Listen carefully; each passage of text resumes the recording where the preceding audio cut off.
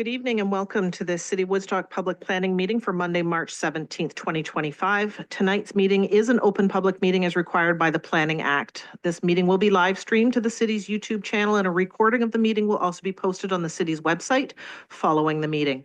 An agenda of the meeting can be found on the Agendas, Meetings, and Minutes page of the city's website. This meeting is for information and discussion purposes only, and no decisions will be made this evening. Council will make a decision on all matters at the regular council meeting to be held this Thursday. If you wish to address council at that meeting, you must submit a delegation form to the city clerk no later than 12 noon tomorrow on Tuesday. A delegation form is available on the city website. If an application is denied, only the applicant or the minister may file an appeal with the Ontario Land Tribunal within 20 days of issuance of the notice of council's decision. Only specified persons, public bodies, registered owners of lands to which the plan may apply, the requester to amend the plan, and the minister may appeal the decision of the City of Woodstock to the Ontario Land Tribunal within 20 days of issuance of the notice of council's decision. Excluding the minister, any party wishing to make an appeal must make written or oral submissions to council at a public meeting. Please note that third parties or anyone who is not a specified person or public body do not have the right to appeal a decision for an official plan amendment to the Ontario Land Tribunal. Please keep your comments to planning matters only and avoid repeating comments that have already been expressed. If you have not provided oral written comment or written comments, but wish to receive formal written notice of the council's decision on this matter, please contact the clerk's department. The notice will provide further information on appealing the decision. The planner will be asked to present the planning report for each application. The applicant will then provide an opportunity to make comments, followed by those wishing to speak in favor of the application, followed by those who wish to speak in opposition of the application. So prior to proceeding to our first application, does anyone wish to declare a conflict of interest this evening?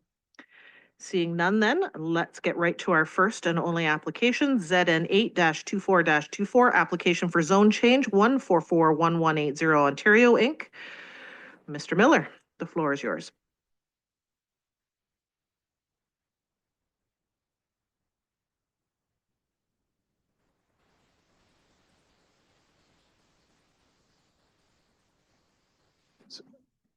Good evening. Application for zone change ZN 8-24-24 in the name of 1441180 Ontario Inc.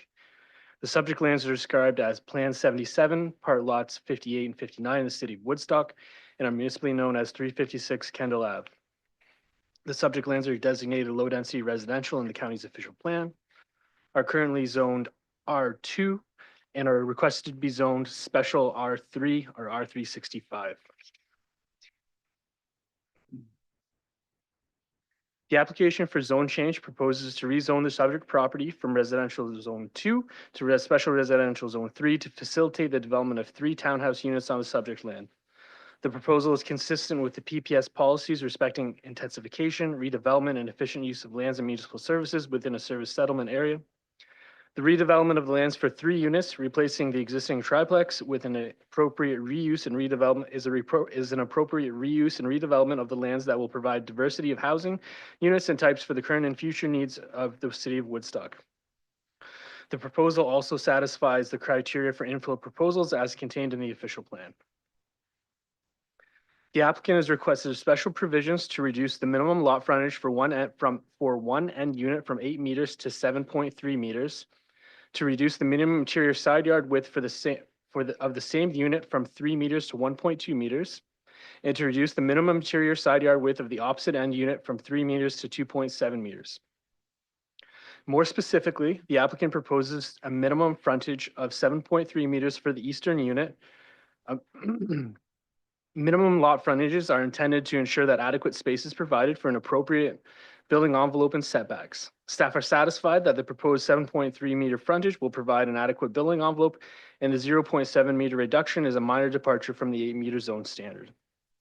Further, the reduction in width may be attributed to the requested minimum side yard width of 1.2 meters, where 3 meters is the zone standard.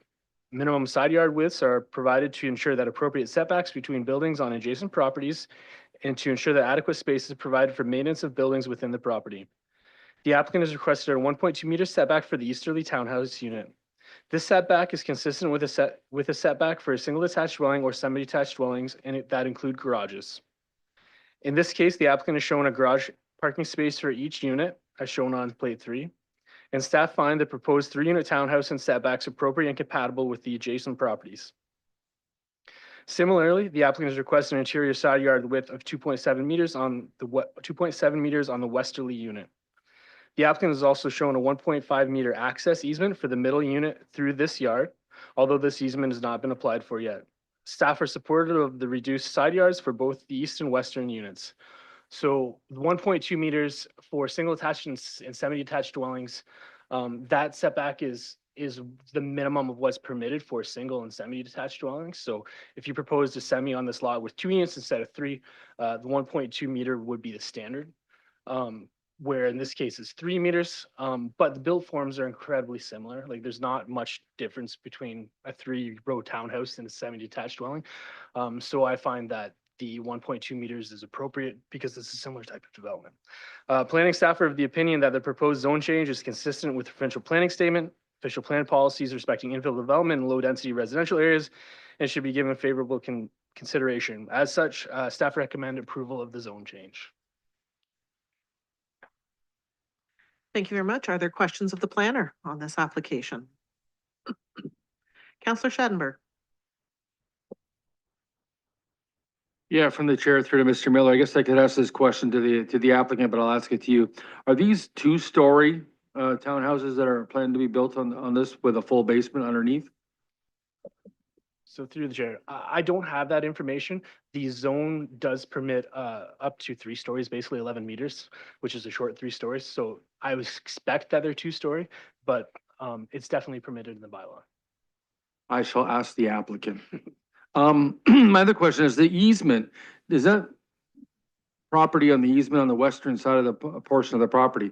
I mean, obviously as a gain access for a lawnmower or something to the backyard of the middle property, but will it actually be owned property by the 3rd unit, the westerly unit, or are all 3 of these going to be owned by one person and therefore be rental units? So through the chair, that's probably something the applicant can clarify as well. But I do understand that they do intend to apply for severances. The easement would be part of the severance applications.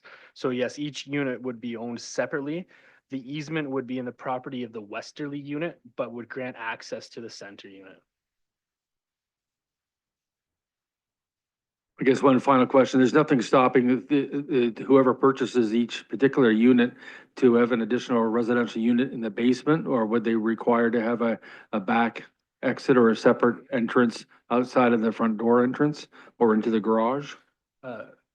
Through the chair, so there's definitely, there are ARU zoning provisions that we've created and recreated a few times at the city here.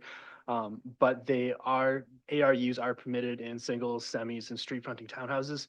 So yes, they are eligible to apply for ARUs, provided they can meet things like parking standards. Any other questions of the planner? Not seeing any then. Thank you very much. Is the applicant here? Do you wish to speak to your application? If you could give your name and address for the clerk. My name is Zach Burke, address 28 Wellington Street North, Woodstock. Council, thank you for your time today. I'm happy to answer any questions on the matter. I know Councillor Schadenberg, you had a question about you're about the 2-story. They will be 2-story units with full basements as well. And they will have garages, as you can see in the application. Did you have a follow-up question to that, Councillor Schadenberg, around parking? They will be sold individually, each unit, all 3 of them will be sold as freehold property? Yeah, the plan for this is that currently what we're dealing with is a dilapidated triplex that really should have, the owners, the cost to keep it alive was insufficient, and this makes a lot more sense. In discussions, it made a lot more sense for the applicant and the owner to convert them to individual units for future sale. Are there any And the easement property therefore on the westerly side that I had asked Mr. Miller about is something that'll be physically owned by the person in the westerly unit, but there'll be an easement for the middle tenant or middle owner to be able to use that property to cut his grass? Yeah, that's correct. Very, very common in 3 units like this. There's an alternative from time to time, but this is the most cost-effective measure, and it's the most common one, as I said, just have the easement on the left side. So the westerly unit would own that, but would have to provide access. So would not be able to, fence it or keep them away from their own yard. They would have to allow access. Any other questions for the applicant? Seeing none, then thank you, Mr. Burke. Thank you very much. Is there anyone here who wishes to speak in favor of the application? Seeing none, is there anyone who wishes to speak against the application? If you could provide your name and address for the clerk? My name is Xiaoyin Liu from the owner for 358 Kindle Avenue, the neighbor of the next property.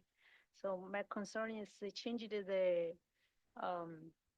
border line from the house to the property line, like they built, I think the west side, this is 1.2 meter.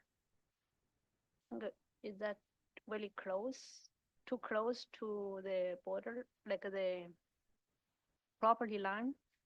And because when they build the townhouse, they're going to have more families there, right? So, and more cars, there's no place to shovel snow in the winter. So they are going to dump the snow on my side. And then, or lots, and also maybe the noises because too many people. And I'm thinking, can they even up the both borderline? Because the other side is 2.7 meters. Or can they build the driveway to the front, not the back? Because that's too much drive there, right? To turn around. And also the easement on the west side seems like not really, it make very hard for the slow shoveling too. Because they have to keep the driveway clean all the time, right? So your concern is around the proximity of the borderline to your property line and parking and snow removal? Yes. Okay. Are there questions of council at this point? Councillor Schadenberg? I guess a point of clarification, are you at the corner therefore of Butler and Kendall? Yes. I'm on the east side of the Yeah. property, yes. What sort of is the minimum, I'll ask Mr. Miller this, that is expected to be the distance so that you could build a driveway or a building from the property line? 1.2 meters, isn't it? So through the chair, yeah, the setback for a street fronting townhouse is typically 3 meters.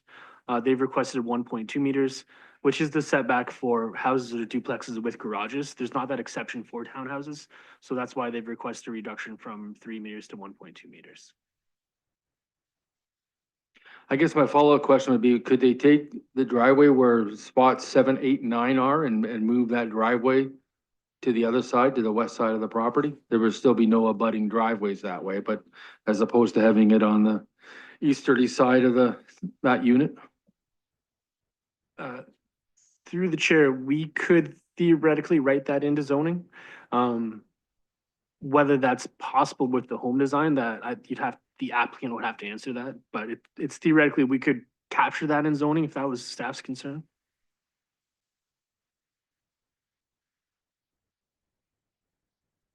Did you have anything else you wanted to add to that, or Councillor Schadenberg? Okay. Did you have anything else that you wanted to add as a concern? Yeah, that's all. Okay, Yeah, thank you very much. Is there anyone else who wishes to speak against the application? Seeing none then. This is our only application on the agenda tonight. This concludes tonight's meeting. A decision on these items will be made at the council meeting on Thursday at 7 p.m. And I will call the meeting to be adjourned. Thank you all.